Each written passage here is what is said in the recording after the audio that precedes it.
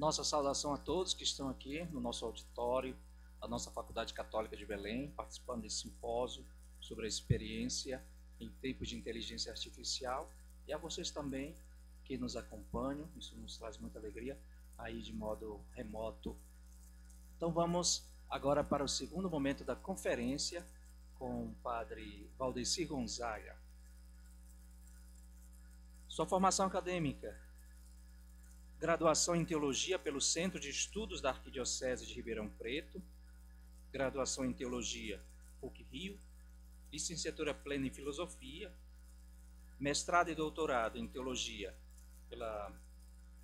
Bíblica pela Pontifícia Universidade Gregoriana de Roma, possui pós-doutorado na FAGE, com pesquisa sobre o cânon bíblico, Antigo e Novo Testamento, tendo enfoque na lista dos catálogos bíblicos antigos e contemporâneos, especialmente no Corpus Paulino e no Corpus Católico. Conta com diversas publicações, livros, capítulos de livros, artigos em revistas de excelência acadêmica em sua área, faz parte de corpos editoriais de editores de revistas nacionais e internacionais, e atua como revisor de periódicos por várias revistas, dentro e fora do Brasil. É professor associado 1 do quadro principal no Departamento de Teologia da PUC-Rio, leciona na graduação e na pós-graduação, e também é diretor do Departamento de Teologia, membro das comissões de diretores e do decanato, membro da Fundação Padre Leonel França, da Associação Mantenedora da PUC, do Conselho Universitário, ainda é membro do Grupo de Análise de Conjuntura Eclesial Continuada da CNBB, é secretário da Mantenedora da PUC-Rio, membro do Conselho de Administração do Instituto de Ciência, Tecnologia e de Inovação Sustentável e atualmente é presidente mundial da Conferência das Instituições Católicas de Teologia. Então, assim, com a palavra, passamos ao caríssimo padre, doutor padre Valdecir Gonzaga, que irá nos falar sobre a protomariologia paulina. Então, acolhemos agora uma salva de palmas.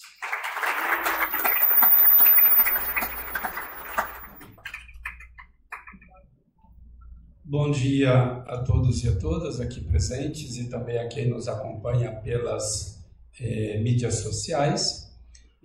Já fui apresentado, sou o padre Valdecir Gonzaga, sou paulista de nascimento, mas há 12 anos morando e trabalhando no Rio de Janeiro, na Pontifícia Universidade Católica do Rio.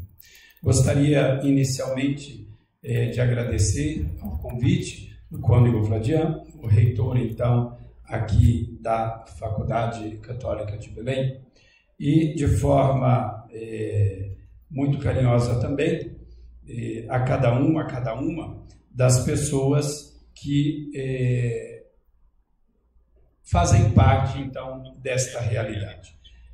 Poderíamos muito carinhosamente lembrar aquelas pessoas que fazem parte então, ou seja, as autoridades tanto na área da filosofia como da teologia, depois professores, alunos, religiosos, religiosas, consagrados, consagradas das novas comunidades, leigos e leigas.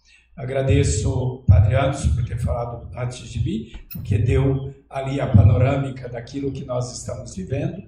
Quem tem a minha idade, que nasceu na antiga observância ou na antiga aliança, e a meninada que está aqui à frente, que já nasceu em períodos do Novo Testamento, temos uma diferença bastante grande em termos da tecnologia. Na saudação aos professores e professoras, de forma carinhosa, na pessoa, então, dos padres Bruno e André, a quem já os conheço e me conhecem desde tempo. Também, carinhosamente, o grão-chanceler, Dom Alberto Taveira, os bispos auxiliares, que recebam aqui o meu abraço.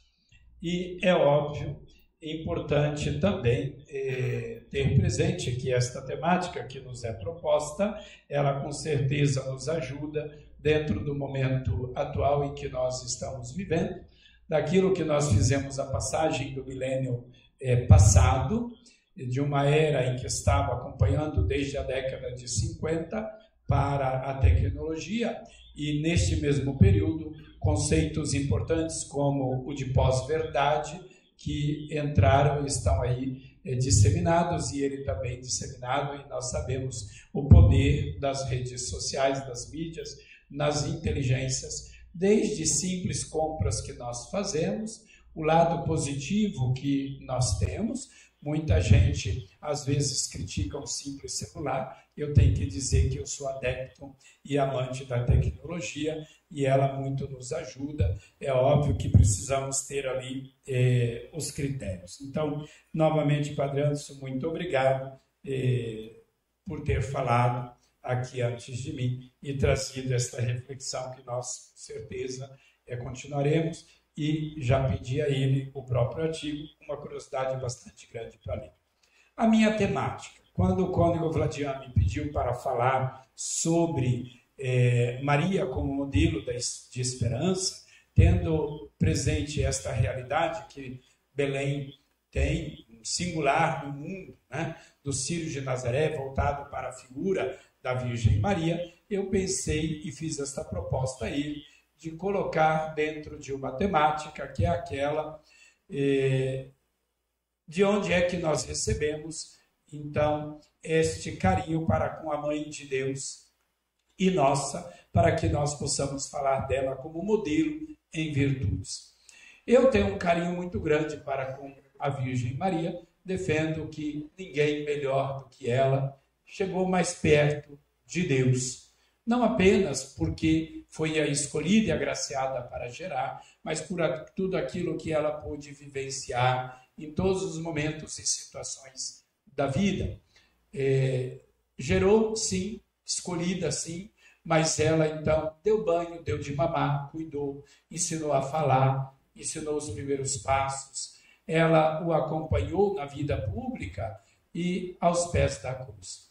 Se a inteligência artificial, como nos colocava o Padre Anderson, então nos leva máquinas a reproduzir ou a fazer coisas, não a ser criativa, pelo menos por enquanto, né? Vamos dizer assim, a Virgem Maria tem entre as virtudes a grande inteligência, sabia ouvir todas as coisas, guardava no seu coração, meditava e decidia o que fazer em obediência, é claro, ao grande projeto do Pai.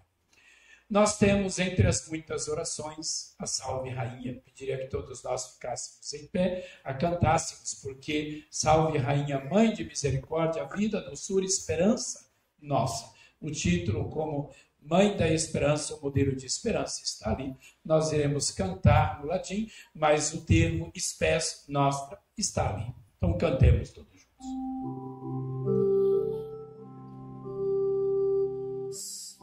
Salve Regina, Mater Misericordiae, vita dulcedo, spes nostra salve. Ad te clamamus, exules filii Eve, ad te suspiramus, cedes et flentes, in lacrimarum vale. Eia ergo, advocata nostra, illos tuos, misericordes oculos, ad nos converte. Et Iesu, benedictum fructum ventris tui, nobis post hoc exilium ostende. Oh,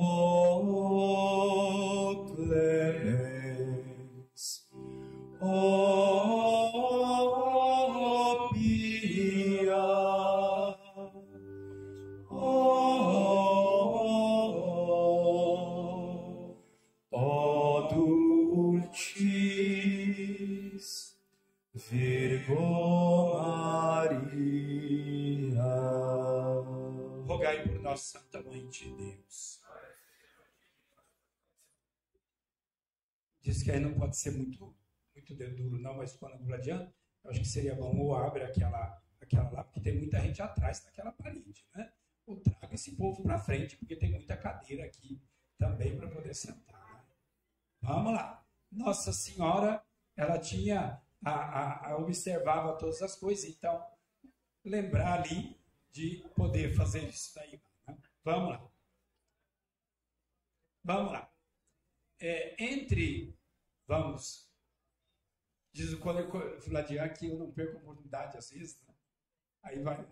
Vamos lá. Nós estamos às vésperas de alguns eventos importantes na história da igreja e que marcaram também, é claro, a história da humanidade naquilo que a gente diz na cultura e no aspecto religioso.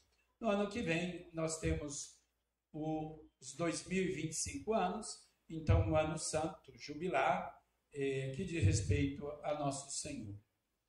Mas nós estaremos celebrando os 1700 anos de Nicéia, e é um dado importante. E depois, é óbvio, os grandes concílios, e vamos chegar até Éfeso com a definição de Maria Theotokos, Mãe de Deus. Não apenas Christotokos, como pretendia Nestório, na dimensão de Antropotokos, que ela então seria apenas mãe do Cristo homem e não do Cristo Deus, e o concílio preferiu como fé clara que ela é mãe de Deus, ou seja, o gerado no seio dela era e permanece sendo sempre o Filho de Deus. A Sagrada Escritura, eu sou teólogo bíblico, nós temos várias afirmações acerca disso, né?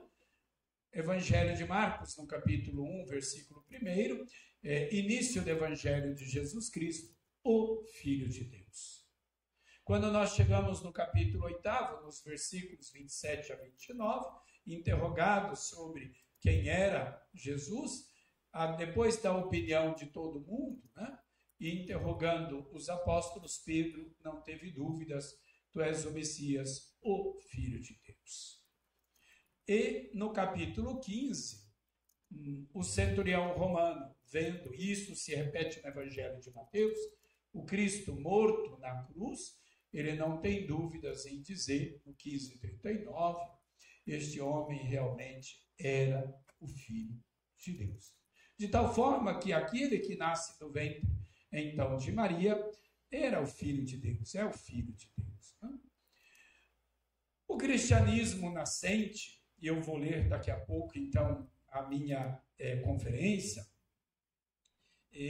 foi se desenvolvendo após a morte de Cristo, e como nós dizemos sempre, quem conta um conto, aumenta um ponto.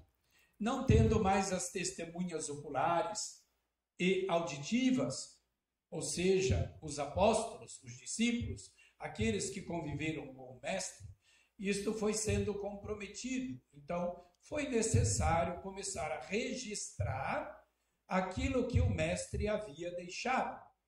Vamos lembrar que Nosso Senhor não pediu para ninguém escrever nenhum livro da Bíblia, ele também não deixou. Foi a igreja primitiva que sentiu necessidade de escrever, para que a autoridade apostólica, né, a autoridade apostólica, né, passasse então destas figuras proeminentes, auditivas e oculares, para o texto registrado.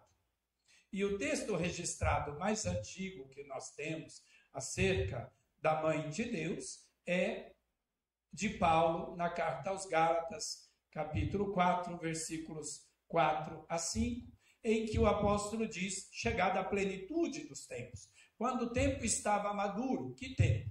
Aquele tempo que os nossos patriarcas, os reis, os profetas, os sábios do Antigo Testamento anunciaram que Deus então enviaria o Messias, que o próprio Isaías, em 7,14, no proto-Isaías, disse que a Virgem conceberia e daria à luz um filho, e este seria o sinal, E o livro do Apocalipse, no capítulo 12, interpretou como grande sinal, não apenas como sinal, mas um grande sinal, então, a vinda do Filho de Deus.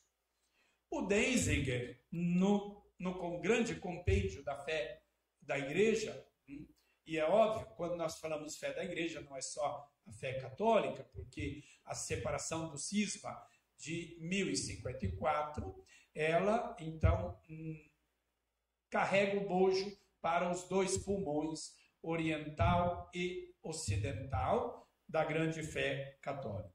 E o Denzinger, nos números 442, 504, 536, 619 e 681, afirmam estes números, falam dos dois nascimentos, do Filho eterno do Pai.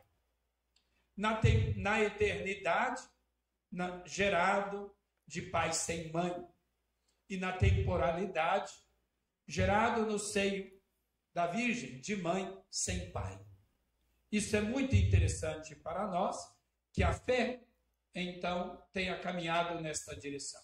Gerado, repito, na eternidade de pai sem mãe e na temporalidade de mãe sem pai, para que nós possamos conhecer a fé católica. Quando nós entramos no creio apostólico, ele diz, e se encarnou no seio da Virgem Maria por obra do Espírito Santo.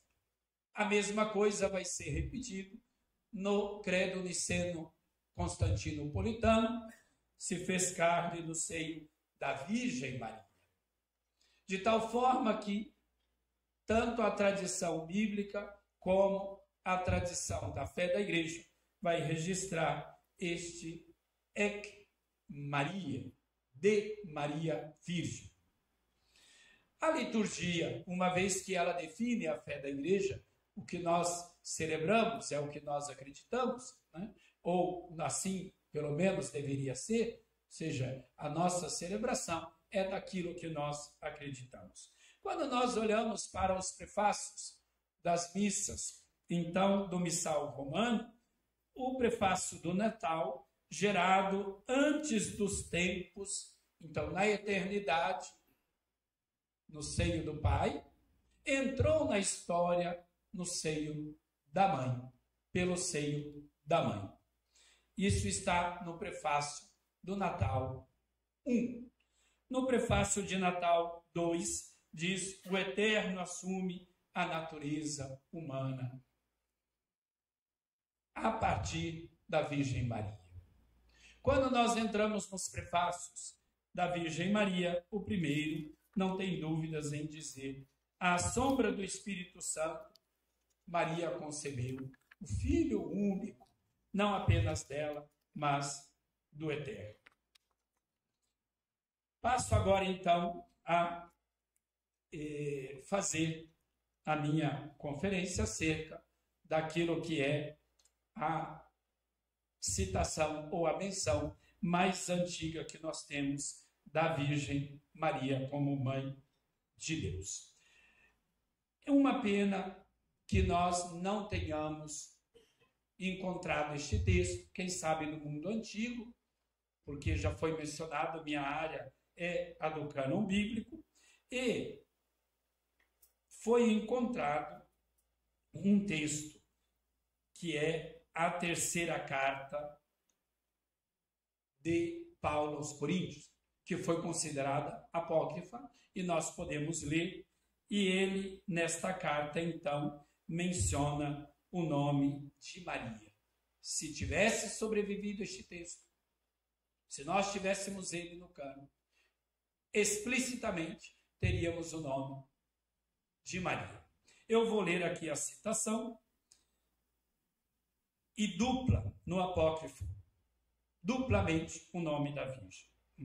Do apócrifo da terceira Coríntios, no qual lemos, nosso Senhor Jesus Cristo nasceu de Maria, da semente de Davi, mas Deus, o Todo-Poderoso, que é justo e não repudiaria a sua própria criação, enviou o Espírito Santo a Maria da Galileia, que creu com todo o coração e recebeu o Espírito Santo em seu ventre, para que Jesus pudesse adentrar ao mundo, para que o maligno pudesse ser conquistado pela mesma carne que dominou e ser convencido de que não era Deus. Fecha aspas.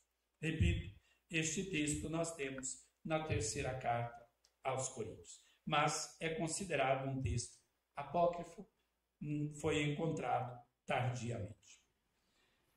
A mais antiga referência bíblica que nós temos, neotestamentária, então, à Virgem Maria, encontra-se na carta de Paulo aos Gálatas. Aliás, eu a tenho como a minha carta amada, o livro que eu mais gosto do Novo Testamento. E do Antigo Testamento, se alguém me perguntasse, já posso adiantar, o profeta Jeremias. Ali, este homem tem algumas coisas espetaculares, entre elas, no capítulo 29, a receita para quem é enviado em missão. Onde você estiver, você plante pomares, se case, tenha filhos, louve a Deus, faça o bem para a cidade onde estiver, porque o bem daquela cidade será o bem para você e para os seus. Uma das cartas, então, Gálatas, chamadas de protopaulinas, e que alguns autores também preferem chamar de autenticamente paulinas, as 7 cartas, na ordem do cânon: Romanos, 1ª e 2ª Coríntios, Gálatas, Filipenses, 1ª Tessalonicenses e Filemão. Já que outras 3 são as deuteropaulinas, na ordem do cânon: Efésios, Colossenses, 2ª Tessalonicenses, e as 3 pastorais, na ordem do cânon: 1ª e 2ª Timóteo e Tito. Hebreus já perdeu a cidadania paulina no século passado, tanto é que sequer na liturgia nós a proclamamos como carta paulina. E repito, a fé define, a liturgia define a fé da igreja, ou na liturgia celebramos. Então a igreja já não a tem como paulina.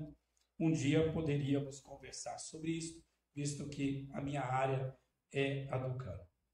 O chamado apóstolo dos gentios, na carta aos Romanos, capítulo 11, versículo 13, ou mestre e doutor das nações, na 2ª Timóteo, na 1ª Timóteo, capítulo 2, versículo 7, é aquele que, sem citar o nome de Maria, alude indiretamente à pessoa da mãe de Jesus.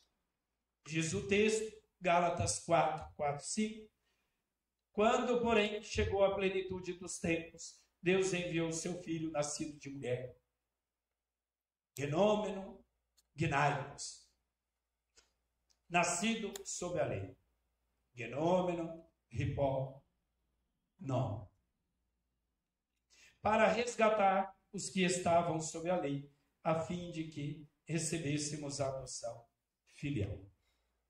Esta primeira citação, em uma primeira análise, Gálatas 4, 5, parece ser o texto, ou um texto sem muita relevância para a mariologia bíblica e sistemática, porém não é.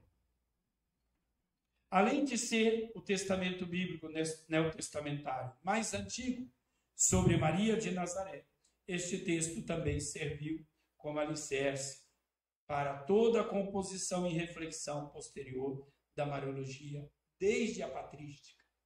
Os santos padres citam este texto como texto importante para iniciar o diálogo ou a reflexão acerca da Virgem Maria. A importância, então, deste texto paulino é indiscutível. Basta lembrar, por exemplo, que a Lumen Gentium abre a sua exposição sobre a Virgem Maria, citando justamente Gálatas 4, 5, que o Papa João Paulo II na Redemptoris Mater, retoma as mesmas palavras na abertura de sua encíclica. E assim, grandes santos, doutores, papas da Igreja. A menção a Maria na carta aos Gálatas é a única nos escritos paulinos autenticamente reconhecidos, uma vez, repito, que nós temos aquele apócrifo da terceira carta que cita o nome. Todavia, não é um texto periférico para os estudos mariológicos.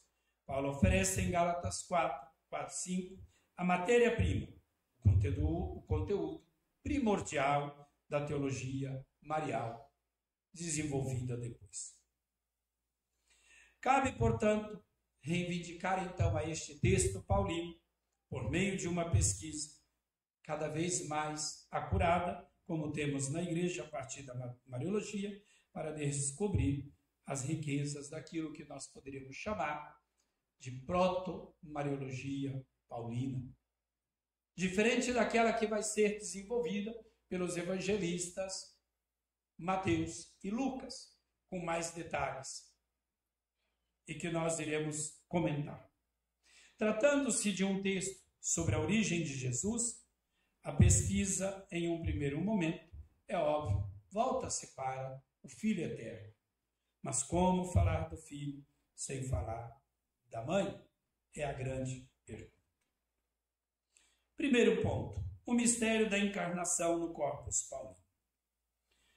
A mensagem principal, é óbvio, de todo o escrito, não apenas de Paulo, é o anúncio do Cristo, morto e ressuscitado.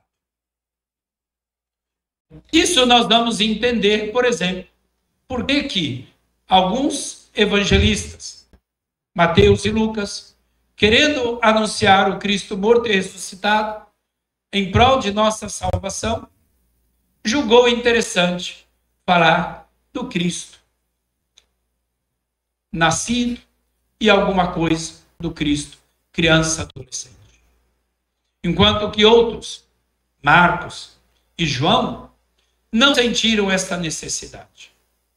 E igualmente, autores nas cartas não sentiram esta necessidade.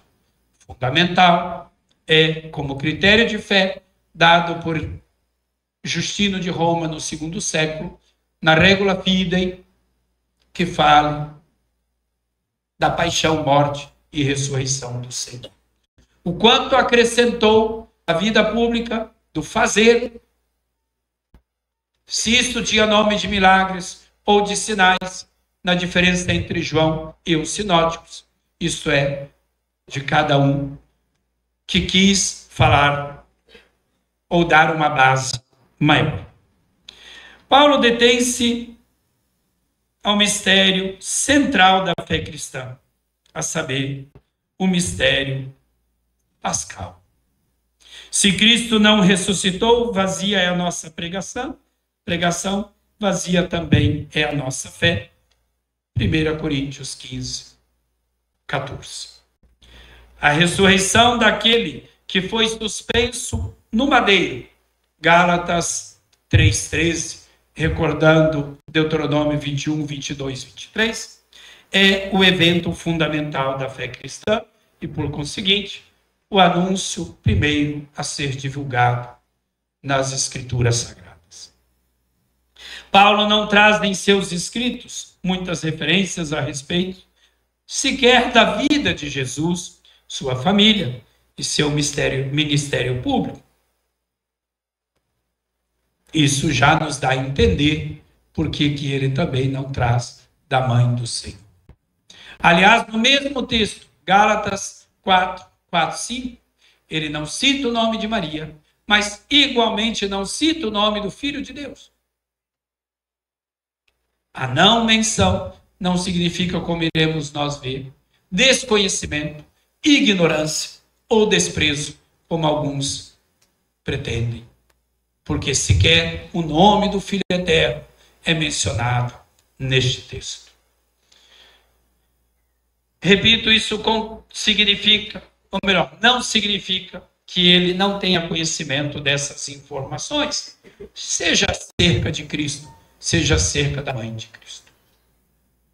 Quando lemos Gálatas e Filipenses e Atos dos Apóstolos e cruzamos as informações, nós vemos o quanto Paulo, após sua conversão, nos 3 relatos em Atos, mas sobretudo ali na carta aos Gálatas, em que ele, após sua conversão, desceu a Damasco, Arábia, hoje região, aquela que nós temos como Pétrea, na Jordânia, o antigo Império Nabateu, muito cristão. Depois foi a Jerusalém e novamente voltou, conviveu com os apóstolos, passou por Éfeso. Não tem como dizer que este homem não encontrou-se com a Virgem. Não tem como dizer que este homem não perguntou quem era a mãe dele. Não tem como, não tem como. Paulo foi ao fundamental da fé. Ao falar da dupla origem de Jesus, divina e humana, Paulo não tem em mente a doutrina da pré-existência do Filho de Deus. Preocupação esta, por exemplo, joanina, marcana, ou de outros textos. Essa cristologia da pré-existência de Deus está presente, repito, nos escritos joaninos. João fala da encarnação do Verbo, João 1,14. Se fez carne e habitou entre nós, e vimos a glória do Filho unigênito, do Pai. Já existia em Deus. No princípio era o Verbo estava em Deus, e o Verbo era Deus. No princípio ele estava com Deus. João 1, versículos 1 e 2. Fala ainda da entrega e do envio do Filho ao mundo por parte do Pai, para salvar o mundo. Deus amou tanto o mundo que enviou o seu Filho unigênito para salvar o mundo. João 3, 16, 17. Na carta aos Filipenses, Paulo ensina o total despojamento do Filho de Deus, que estando em forma de Deus, Filipenses 2,6, tornou-se semelhante a homens. 2,7. Na carta aos Colossenses, afirma que Cristo é a imagem do Deus invisível, o primogênito de toda a criatura, porque nele foram criadas todas as coisas. E é antes de tudo, e tudo nele subsiste. Colossenses 1, 15, 16 e 17. A carta aos Efésios assegura que em Cristo Deus nos escolheu antes da fundação do mundo, para sermos santos e irrepreensíveis diante dele no amor. Efésios 1, 4. Estas e tantas outras referências, além da mencionadas, Gálatas 4, 4, já seriam para nós suficientes para compreender o pensamento de Paulo quanto à encarnação da pré-existência e da pré-existência de Deus. Segundo Gonzales, o uso do verbo exapestelen enviou desde a partícula ek, desde, e não simplesmente enviou, indica por si só que Paulo, então, está falando de um Cristo pré-existente e que se faz carne no seio de uma mulher. Mateus e Lucas, sempre no capítulo 1, não falam diretamente de uma pré-existência sequer de Cristo, a exemplo do prólogo de João. Seria, então, pretender que Paulo falasse aquilo que outros também não falaram. O Evangelho de Marcos, como eu recordei, trata da boa nova de Cristo, o Filho de Deus, mas não trata da pré-existência. Mateus e Lucas desenvolvem uma cristologia da origem de Jesus com base na doutrina da concepção virginal, coisa que João, Marcos e Paulo não têm como preocupação. Não significa, repito, desconhecimento, porque era do conhecimento comum como tinha acontecido. A concepção virginal refere-se à intervenção divina na concepção de Jesus no ventre de Maria, concebido por obra do Espírito Santo, sem participação de pai humano, ou seja, sem sêmen humano. O Espírito Santo virá sobre ti e o poder do Altíssimo vai te cobrir com a sua sombra. Por isso, o santo que nascer de ti será chamado Filho de Deus. Lucas 1:35. O que o Espírito Santo realiza, então, é uma nova criação, uma geração no seio da Virgem, daquele que tinha sido gerado na eternidade no seio do Pai. Que, todavia, está ligado ao sim livre da pessoa humana de Maria. O Espírito Santo age em Maria de forma criativa, não procriativa.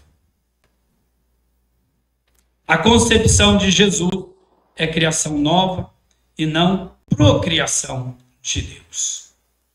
Deus não se torna pai biológico, ele já havia gerado no seio na eternidade e agora na temporalidade. Justino de Roma, partindo da profecia de Isaías 7,14, esclarece que a concepção virginal difere essencialmente daquela que muitas vezes também nós ouvimos, origem lendária dos semideuses pagãos. Diz ele, abre aspas, esclarecemos agora as palavras da profecia para que, por não entendê-las, objetem o mesmo que nós dizemos contra os poetas, quando nos falam de Zeus, que, para manifestar sua paixão libidinosa, uniu-se com diversas mulheres. E, consequentemente, reafirma a crença na concepção virginal, diz Irineu. Portanto, eis que uma virgem conceberá, significa a concepção seria sem relação carnal, pois, se ela houvesse, ela não mais seria virgem, mas foi por força e obra de Deus que veio sobre a virgem e a cobriu com a sua sombra e fez com que ela concebesse permanecendo virgem. Fecha aspas. A crença na concepção virginal sofreu uma série de acusações ao longo da história, tanto nos primeiros séculos por parte de judeus e pagãos, principalmente do anticristão Celso, como também na modernidade, por parte de vertentes racionalistas. Celso, por exemplo, afirmava que Jesus teria nascido de adultério entre Pantera e a Virgem. Fecha aspas. Orígenes dirá que as acusações de ilegitimidade por parte de Celso não passavam de uma fábula forjada cegamente para negar a concepção milagrosa da Virgem Maria, do Filho Eterno no seio da mãe. A modernidade, com correntes iluministas e racionalistas, combateram o caráter histórico da revelação e negaram a intervenção de Deus na história, isto é, da providência divina, em vários momentos, mas sobretudo, como diz Paulo em Gálatas 4:4, na plenitude dos tempos. Alguns teólogos afirmaram, inclusive, que a concepção virginal não passaria de um telegúmeno. Entretanto, o que está por detrás da narrativa da concepção virginal, presente nos evangelhos, é um dos fundamentos da cristologia. Raymond Brown, por exemplo, afirma: Mateus e Lucas interessam-se pela concepção virginal como sinal da predileção e graças divinas. E como expressão da compreensão cristológica de que Jesus era, de fato, e o é, Filho de Deus, o Messias davídico, desde o seu nascimento.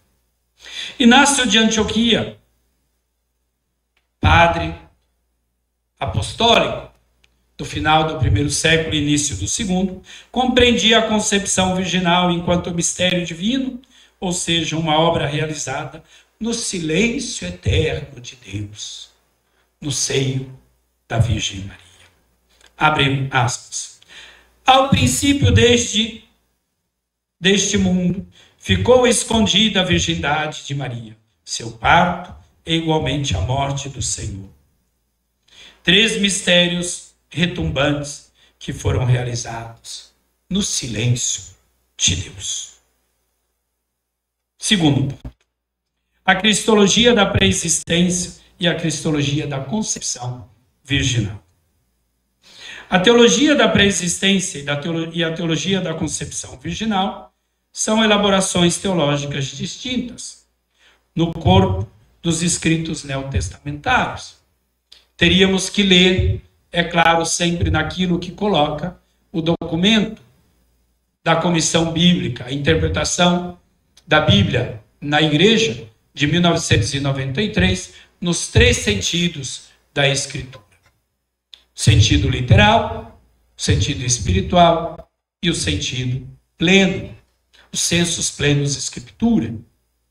Não é possível entender a Escritura apenas, então somente a partir de um texto ou num texto.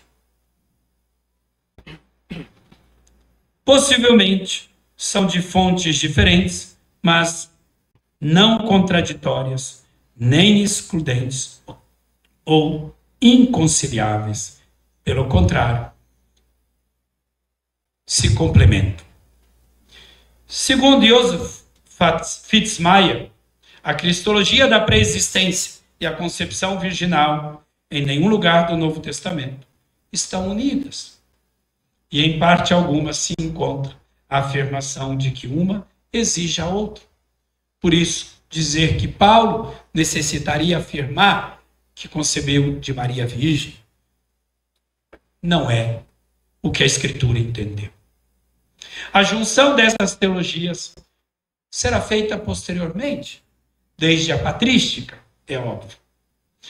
Brau enfatiza a diferença entre a cristologia da concepção virginal e a cristologia da pré-existência e lembra que, abre aspas, a teologia cristã logo harmonizou as 2 ideias, produzindo a declaração de que a palavra de Deus pré-existente se fez carne, João, e se fez carne no ventre da Virgem Maria, Mateus e Lucas. Fecha aspas. Indubitavelmente, a teologia da pré-existência, unida à doutrina da concepção virginal, fortalece a compreensão do mistério da origem divina e humana de Jesus, igualmente Filho de Deus e Filho da Virgem Maria. Terceiro ponto. Entender o texto de Gálatas 4. Que leio novamente. Quando, porém, veio a plenitude dos tempos, do tempo, no singular, quando o tempo estava maduro, pleno, próprio, quando era capaz de aceitar a intervenção, ou tamanha intervenção divina, diz o texto, enviou Deus o seu Filho, nascido de mulher, nascido sob a lei, a fim de resgatar os que estavam sob a lei, a fim de que recebêssemos a adoção de filhos. Temos neste texto aquilo que nós, nos estudos bíblicos, chamamos de um grande quiasmo. Temos, portanto, 4 ideias que se correspondem 2 a 2, de forma cruzada, formando 2 afirmações antitéticas. Assim resultam, então, as preposições. Jesus nasceu sob a lei, para libertar os que estavam sob a lei. Nasceu de mulher, a fim de que recebêssemos adoção filial. As frases conjugadas remetem a uma condição histórico-temporal de Jesus e resultam em uma finalidade conclusiva. O nascido de mulher e sob a lei foi para que recebêssemos, nós, pobres mortais, a adoção filial e para resgatarmos nós que estávamos sob a lei.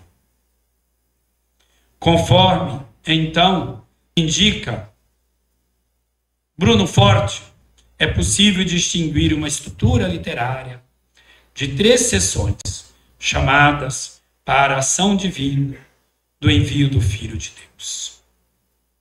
Segue a indicação da modalidade. Nasceu de mulher, não foi de outro modo. Nasceu sob a lei, não foi de outro modo. E da sua finalidade, para redimir os que estavam sob a lei, a fim de que recebêssemos a adoção filial. Não é difícil perceber a conexão profunda entre, então, a modalidade e a finalidade indicadas por Paulo, acerca do nascimento do Filho de Deus por meio de uma mulher. Neste sentido, São João Crisóstomo, em seu comentário sobre Gálatas 4:4-5, menciona 2 causas e benefícios da encarnação do Filho de Deus: a libertação dos males e a concessão de bens. Abre aspas. Mas afinal, quais eram? Libertar da maldição da lei e adotar como filhos. Fecha aspas.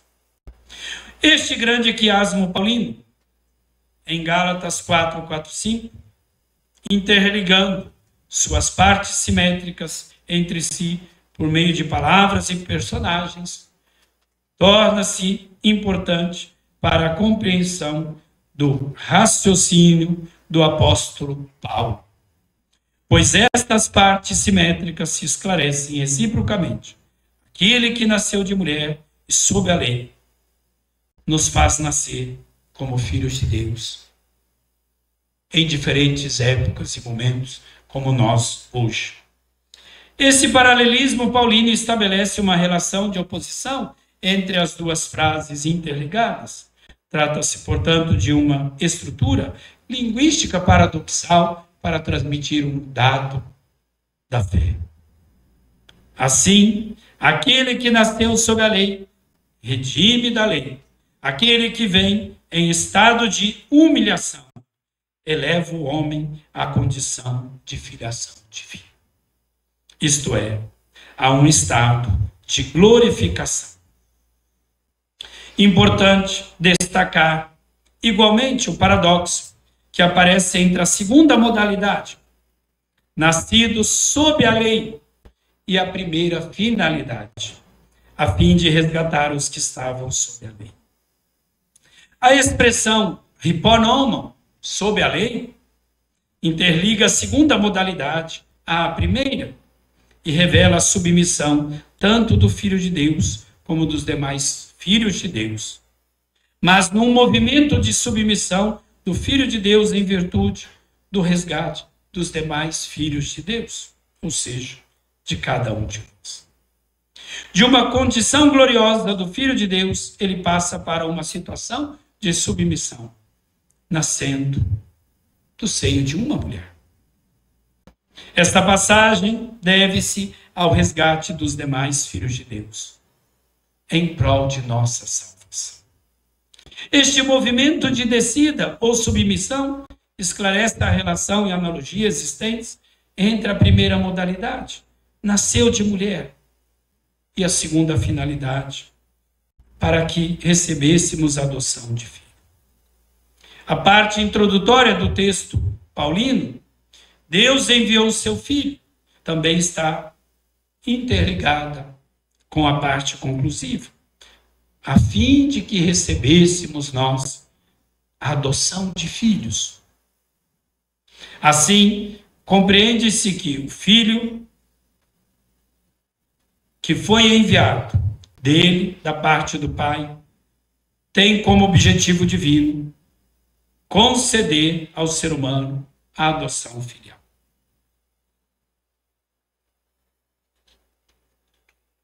Maria na plenitude dos tempos. Quarto. Em Gálatas 4:4, Paulo genuinamente faz coincidir a chegada da plenitude dos tempos com o envio do Filho de Deus por parte do Pai. Quando o tempo estava maduro, quando chegou a sua plenitude, não foi em qualquer momento, mas na plenitude dos tempos. Isto supõe, como consequência, que o Filho enviado por Deus seja pré-existente como Filho do Pai. Enviado do Pai, o Filho assume sua condição, nascendo de uma mulher. A mãe do Filho de Deus está inserida, então, no pleroma de Deus, na plenitude dos tempos. Aquela que o anjo a saúda como cheia de graça, a que caritomene, Roquírios metasue logomenes, aquela que o anjo a saúda como cheia de graça da parte de Deus, ela participa da plenitude dos tempos. Maria pertence, então, à plenitude dos tempos, como a mãe que insere o Filho de Deus na estirpe humana e na história. Ela é a testemunha da chegada dos tempos messiânicos.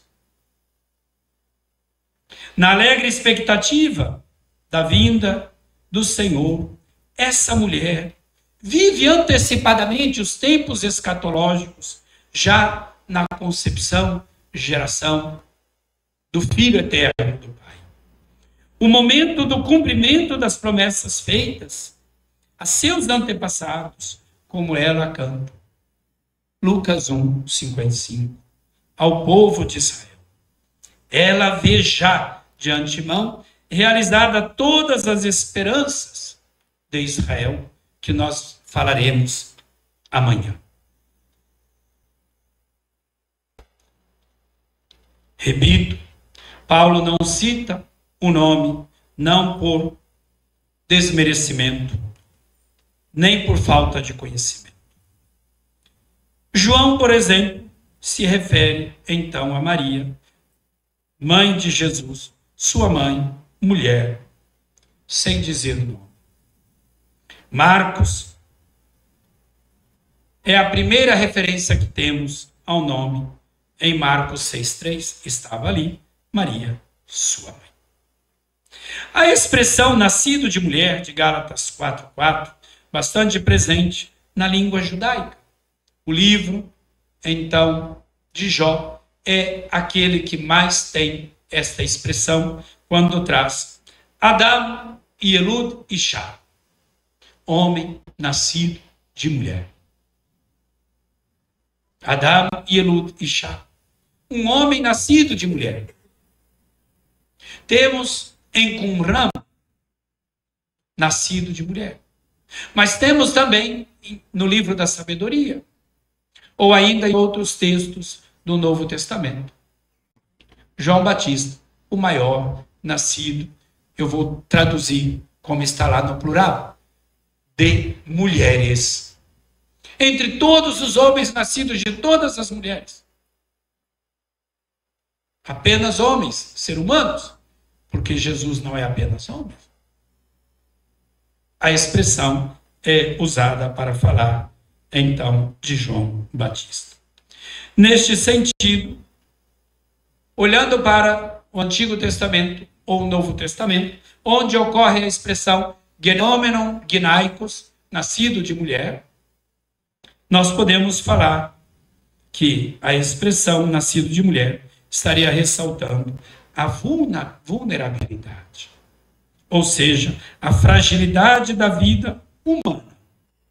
Aqueles que nascem do pó voltarão ao pó. A designação paulina nascido de mulher é igualmente uma manifestação, então, da kenosis de Jesus.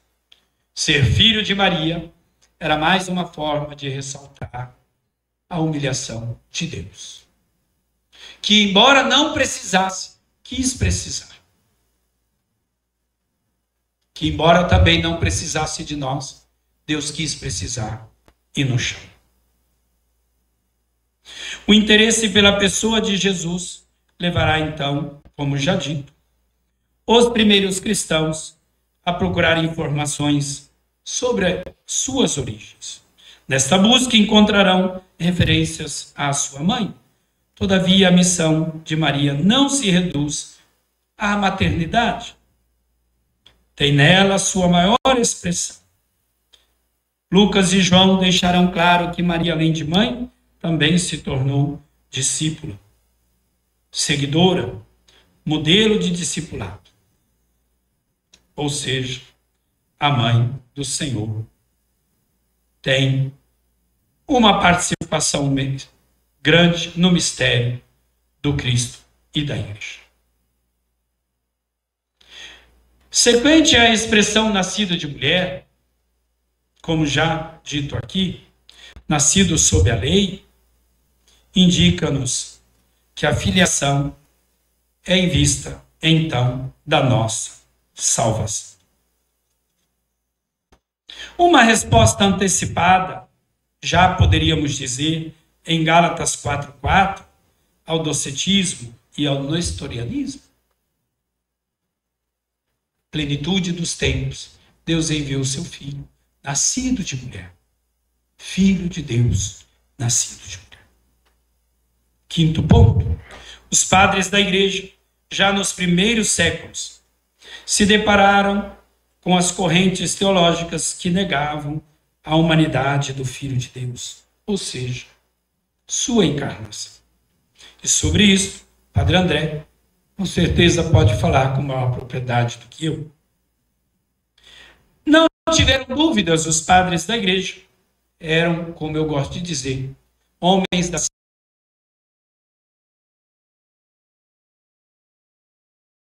ciência.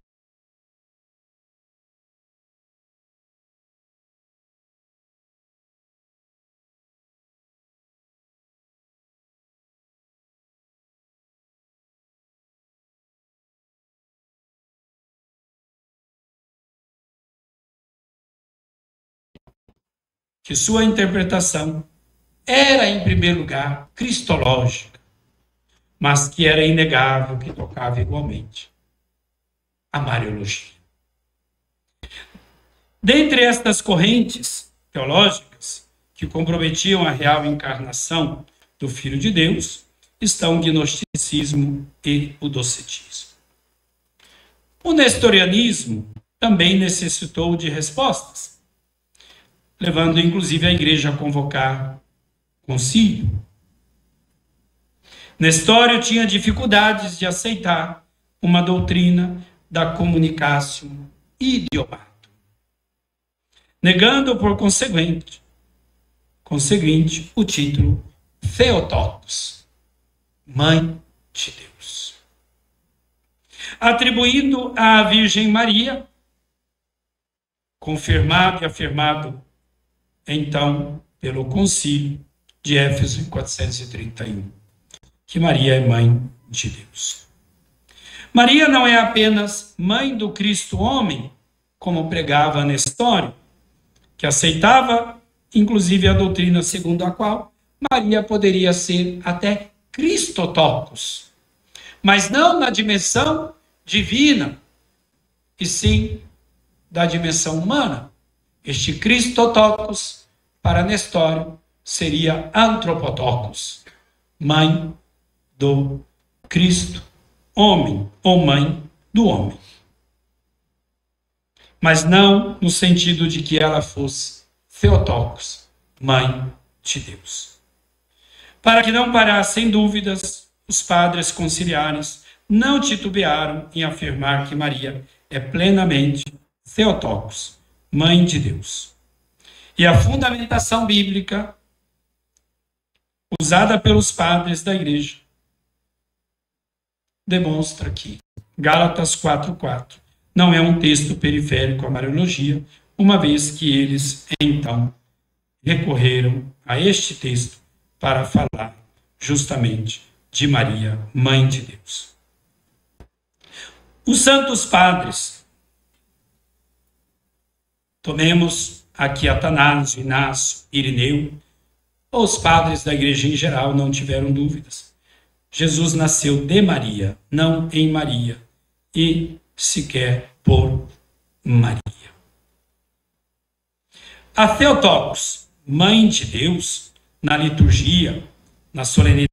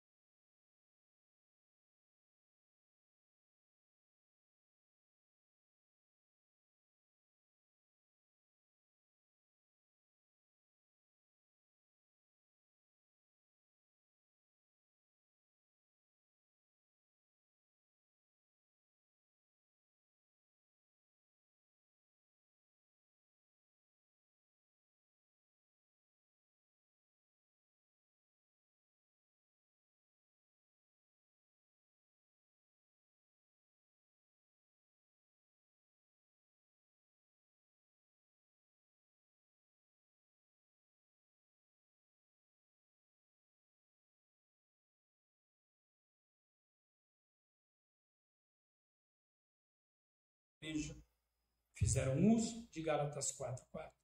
Os padres da igreja recorreram a este texto para falar de Maria e da cristologia. E a igreja, nos seus concílios, continua usando este texto.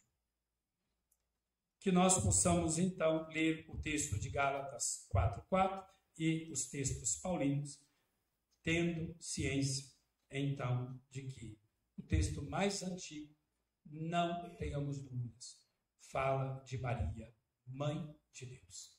Repito aquilo que eu dizia: se neste mesmo texto não sentiu Paulo necessidade de citar o nome de Cristo, porque teria ele que citar o nome de Maria. Muito obrigado, perdão ali pelos minutos a mais.